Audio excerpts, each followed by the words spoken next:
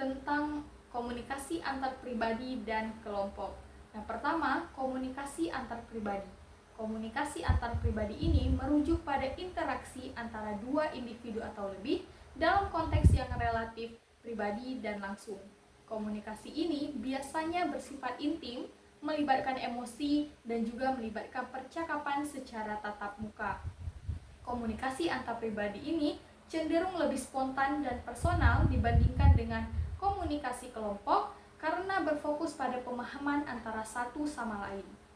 Nah, lalu masuk ke karakteristik, jenis, dan faktor dari komunikasi antar pribadi. Yang pertama, karakteristik, yaitu bersifat dua arah, berbagi ataupun bertukar informasi secara langsung antara satu sama lain. Lalu interaktif, memungkinkan hubungan interaksi secara timbal balik. Lalu sifat personal, keterlibatan emosi dalam interaksi. Dan yang terakhir, non-formal, komunikasi tanpa struktur atau aturan. Lalu yang kedua, jenis dari komunikasi antar pribadi. Yang pertama, jenis verbal, yaitu komunikasi yang biasanya dilakukan secara lisan maupun tulisan. Yang kedua, komunikasi jenis non-verbal, yaitu komunikasi yang dilakukan atau dilibatkan dengan ekspresi wajah, postur tubuh maupun kontak mata.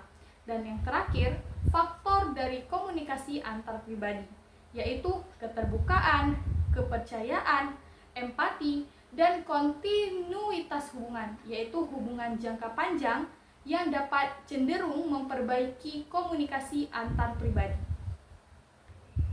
Yang kedua, komunikasi antar kelompok. Komunikasi antar kelompok melibatkan beberapa individu yang tergabung dalam satu kelompok dengan tujuan tertentu.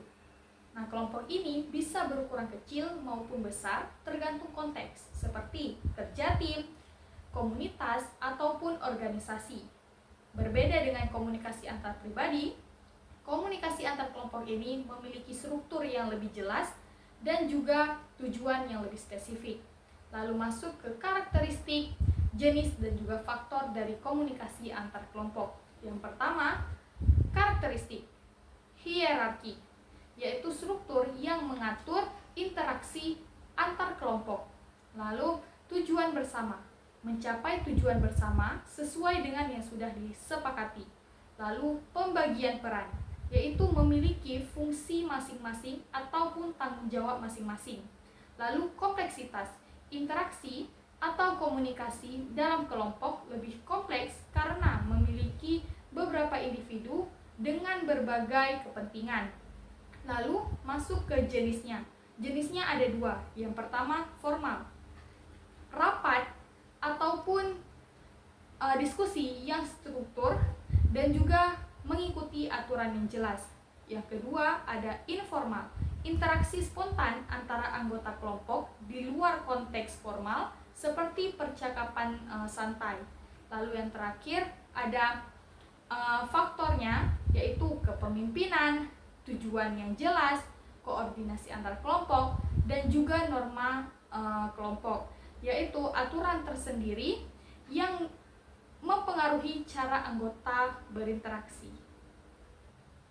Kesimpulannya, komunikasi antar pribadi ini komunikasi yang lebih melibatkan perasaan dan juga lebih bersifat intim.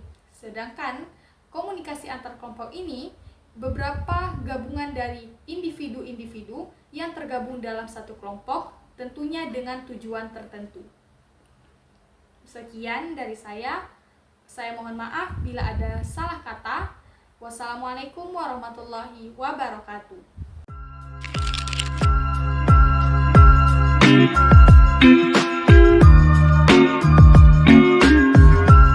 Thank you.